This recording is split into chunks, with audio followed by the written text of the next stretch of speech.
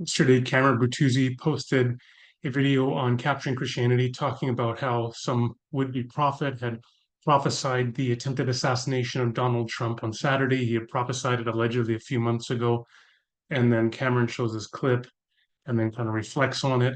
In this video, I want to take a look at that clip and then offer some criticisms of this quote-unquote prophecy, as well as the content and quality of the video itself.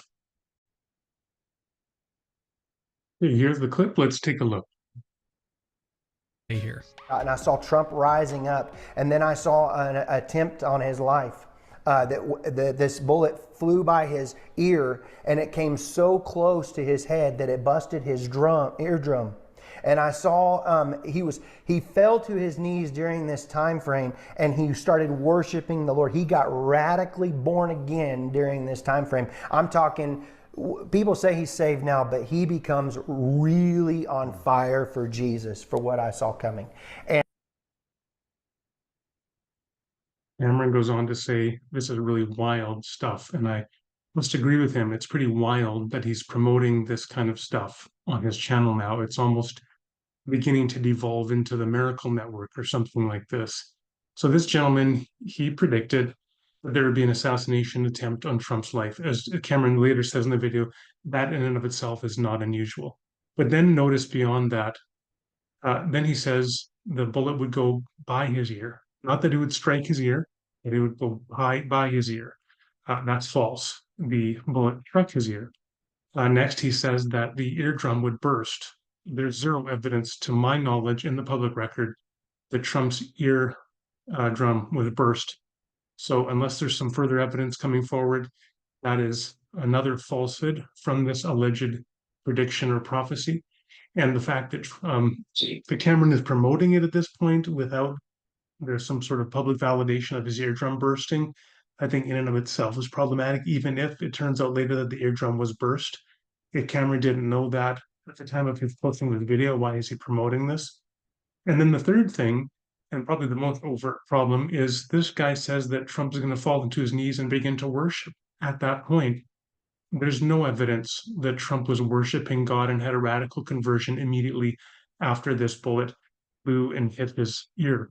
Rather, he began fist pumping and chanting USA, USA. Now, Cameron goes on in his only 9-minute video, trying to give some justification for interpreting how Trump fell, and he was converted, but we don't know yet. And he gives evidence from Trump's social media profile the next day, Truth Social, where he posts how God watched over him. But then Cameron says, of course, politicians like Trump are frankly always exploiting religious sensibilities for political advantage, so that in and of itself is nothing significant. The thing is, the three main claims that this guy makes are all false, or there's certainly no evidence that they're true. Number one is clearly false. Bullet didn't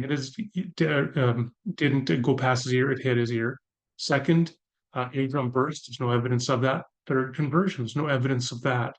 I will say this: if you wanted to see evidence that Trump was radically converted, you could look for evidence that he would apologize to E. Jean Carroll for having raped her.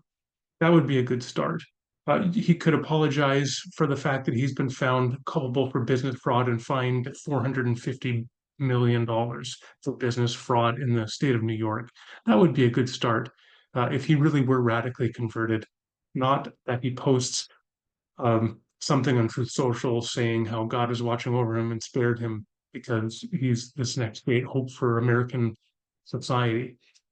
So I'm left wondering, why is Cameron posting stuff like this? This is not a prophet. This is just some guy. Um, there's this old saying, even a broken clock is right twice a day.